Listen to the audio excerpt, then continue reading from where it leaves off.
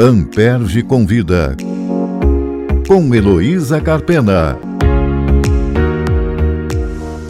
O Ministério Público pós-Constituição de 88 adquiriu um novo perfil. Aqui no programa a gente tem falado muito sobre isso, trazendo temas, como saúde, educação, direitos, proteção da infância, idosos, pessoas com deficiência, enfim, uma série de assuntos, que estão relacionados à proteção e implementação de direitos humanos e direitos sociais. Porém, a concretização desses direitos, nós sabemos, depende de recursos, então depende também de políticas públicas que sejam desenvolvidas de forma eficiente e voltadas a essas finalidades. A promotora de justiça Rosana Cipriano, que foi por muitos anos titular de uma promotoria de tutela coletiva da infância na capital e é mestre em direitos humanos pela UERJ, direcionou sua atuação para a fiscalização dessas políticas através do controle do orçamento público, e é sobre esse assunto que eu vou conversar com ela. Rosana, muito obrigada por aceitar o nosso convite. Quero começar falando do seu trabalho acadêmico, Sistema de Garantias e Financiamento de Políticas Públicas Prioritárias é o título. Como é que surgiu o seu interesse sobre esse tema?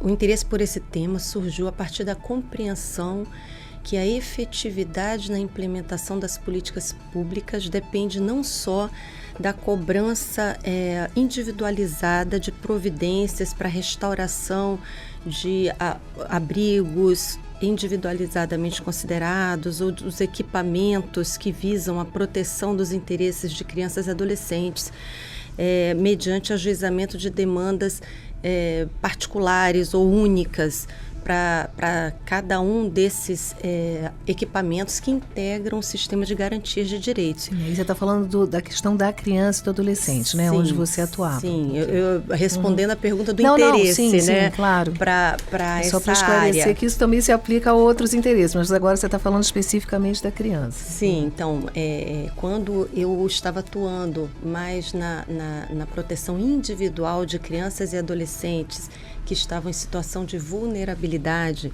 porque tinham seus direitos violados até pelos seus respectivos responsáveis legais.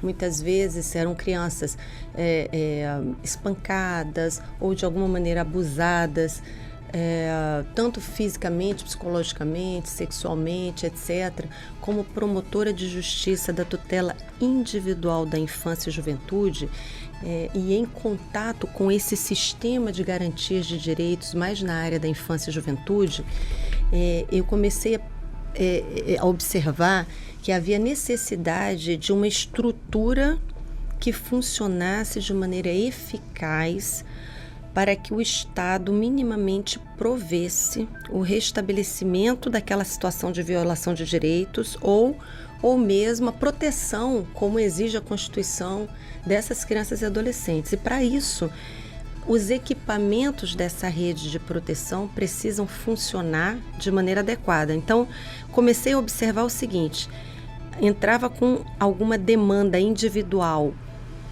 para poder salvaguardar aquela criança em sofrimento, e muitas vezes era necessário encaminhá-la para um abrigo, uma hipótese, para tirá-la do convívio com a família de origem, a família natural, e depois verificar a possibilidade de colocação numa família substituta.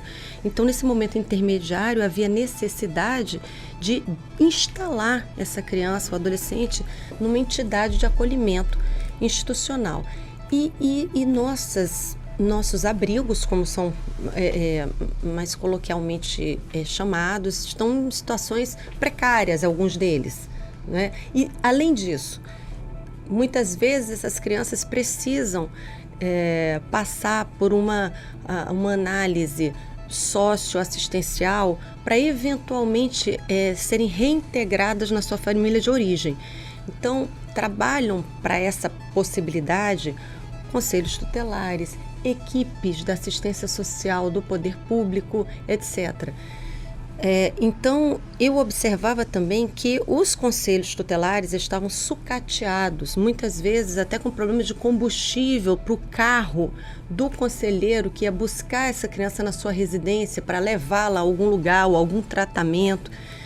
Eu observava também que quando nós falamos de proteção integral de direitos de crianças e adolescentes, integral quer dizer sobre todos os aspectos, quanto à sua saúde, educação, lazer, etc.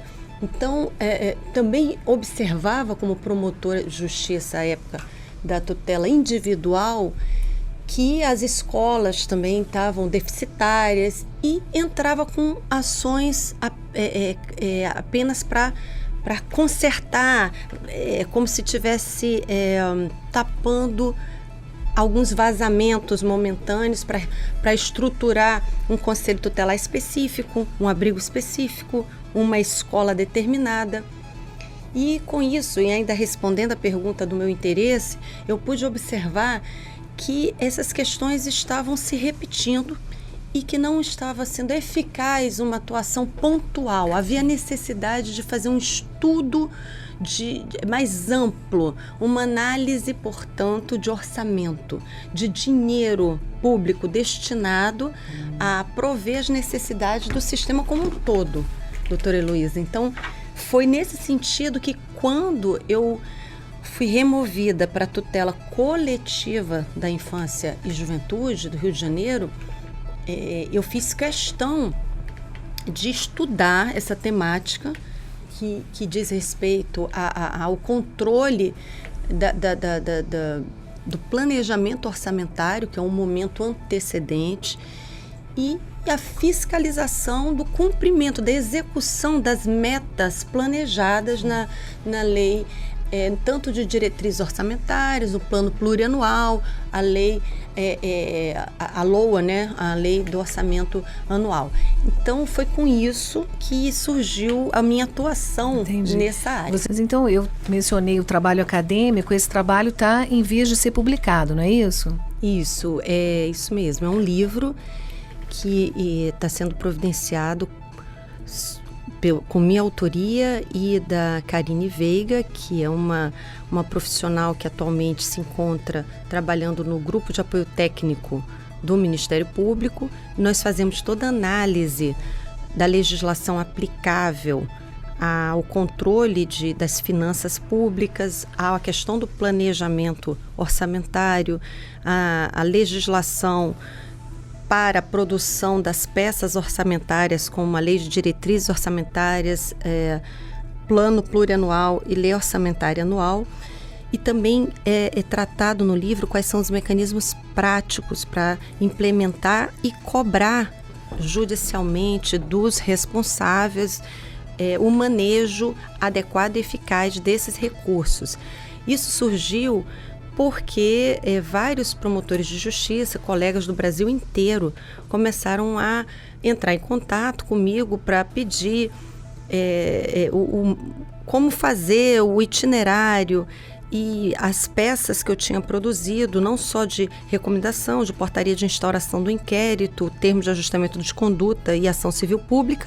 E com isso, nós entendemos que seria importante difundir esse pensamento, unindo a análise do direito financeiro, direito orçamentário e o sistema de garantias para a implementação responsável do orçamento público. A Promotoria da Infância, então, tem atribuição para cuidar do manejo do orçamento público, quer dizer, tem essa divisão, né, entre a proteção individual e a tutela coletiva dos interesses, né? Então, em que aspectos isso pode ser enfrentado?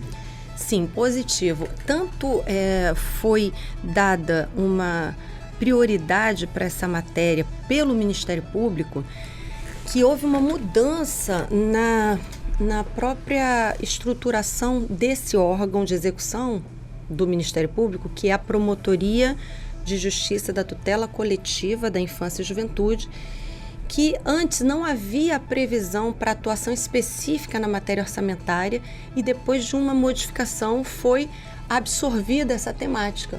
Ou seja, foi uma clara percepção da instituição, do Ministério Público, apresentando à sociedade de que essa é uma temática muito relevante e, portanto, é uma das atribuições dessa Promotoria da Tutela Coletiva da Infância e Juventude a a fiscalização e a implementação da questão orçamentária no âmbito de políticas públicas da infância e juventude, numa perspectiva horizontal, que diz respeito às suas necessidades na área de assistência social, saúde, educação, lazer, para buscar a efetividade do que está previsto no artigo 227 da Constituição, que é a prioridade absoluta da criança e adolescente. Sim, e nessa toada, quais são os instrumentos que o MP dispõe para controlar a execução desse orçamento? Na tutela coletiva seja da infância e juventude, e aí é importante a sua pergunta também para esclarecer que também em outras áreas busca o Ministério Público fazer esse controle. Então nós temos a tutela coletiva de saúde, a tutela coletiva da educação, que também se debruçam sobre a análise do manejo do dinheiro público para a implementação dessas políticas nessas áreas mais específicas. Nós temos instrumentos na tutela coletiva que é justamente o principal é a instauração de inquérito civil, que vem a ser um instrumento processual extrajudicial investigativo do Ministério Público. Nós então instauramos um procedimento para fazermos diligências nesse procedimento, que é o inquérito civil, que num primeiro momento visa investigar determinada situação. Reunir provas, mas são então vários promotores? Pode acontecer que mais de um promotor, por exemplo, como você mencionou, tem atribuição na saúde, na educação, na infância, né? Então esses temas estão aí sendo interseccionados. Exatamente. Né? Então pode haver uma situação em que mais de um promotor vai atuar no mesmo caso? Sem dúvida, e é muito salutar que haja essa articulação. E isso foi feito na época que eu estive nessa promotoria da tutela coletiva da infância e tive contato, por exemplo, com a tutela coletiva da assistência social. Também tangenciei questões referentes à tutela coletiva da educação, porque são matérias que são interseccionadas, multidisciplinares e que precisam desse olhar, né, intersetorial do Ministério Público. Então, assim, um outro mecanismo importante que o Ministério Público lança a mão, e isso foi implementado à época, recentemente, há 2 anos atrás, eu realizei uma audiência pública, chamando a sociedade, abrindo as portas do Ministério Público para nós conversarmos com a sociedade, porque só podemos pensar na implementação de políticas públicas que sejam democráticas e legítimas quando a população tem a oportunidade de se manifestar com relação à eleição de prioridades feitas pelo gestor para direcionar o dinheiro público. Sim, essa questão e atender. É crítica, né? E mesmo internamente não deve haver um consenso, imagino eu, sobre quais sejam essas prioridades. E o que eu ia te perguntar é que nessa atuação conjunta, né, que as pessoas de fora podem não identificar nisso uma coisa extraordinária, mas nós que sabemos como funciona, né, a vida do promotor é muito solitária, né? Ele atua quase sempre sozinho. Então essa experiência de trabalhar em grupo é uma novidade. E isso tem funcionado?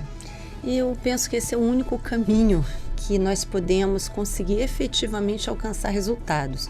Porque, veja, para que nós possamos fazer uma fiscalização séria e eficaz, há necessidade de fazer uma articulação, por exemplo, com o Tribunal de Contas, que tem uma atuação também fiscalizatória. E buscando esse exemplo que eu citei, a audiência pública que foi realizada no Ministério Público contou com assentos e representantes desses vários segmentos, tanto do Tribunal de Contas do município do Rio de Janeiro, como do Tribunal de Contas do Estado do Rio de Janeiro, integrantes do Executivo Municipal, do Executivo Estadual e o Ministério Público.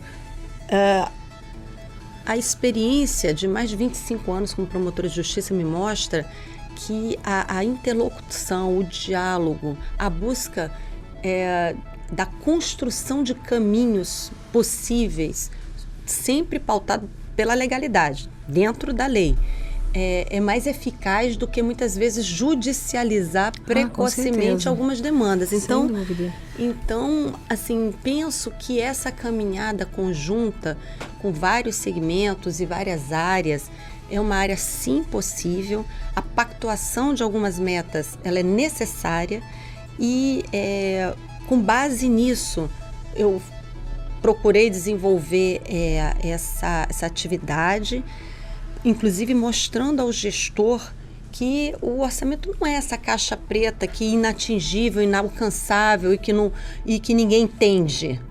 E também por isso eu fiz questão de buscar o assessoramento técnico do grupo de apoio técnico do MP, o GAT, e com isso tive contato com essa profissional, Karine Veiga, que me dava umas informações técnicas de monitoramento do caminho de algumas políticas públicas que eu fiz questão de mapear para entender onde é que estava o dinheiro, onde é que ia parar, uma vez planejado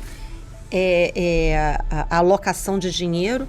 E com isso nós fizemos essa atuação técnica e ao mesmo tempo prática de buscar caminhos de diálogos com o gestor, mas que fossem frutíferos, que nós pudéssemos colher resultados. E por isso outro instrumento que a senhora me perguntou que o Ministério Público pode produzir para colher resultado concreto, eu tive a oportunidade de editar 2 recomendações, uma para o município do Rio de Janeiro e outra para o estado do Rio de Janeiro.